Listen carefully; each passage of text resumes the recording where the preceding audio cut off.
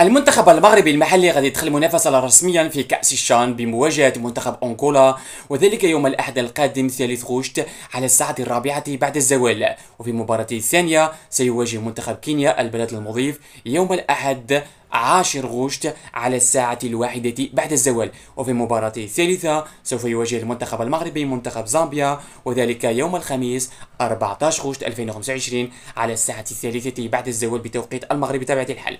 وأخيرا آخر مباراة في دور المجموعات سيواجه المنتخب الوطني المغربي منتخب الكونغو الديمقراطية، وذلك يوم الأحد 17 غشت 2025 على الساعة 1 بعد الزوال. هذه هي المباريات ديال المنتخب الوطني المغربي في دور المجموعات. بي ان سبورتس والرياضيات تي ان تي هي ما ستتكفل بنقل هذه المباريات.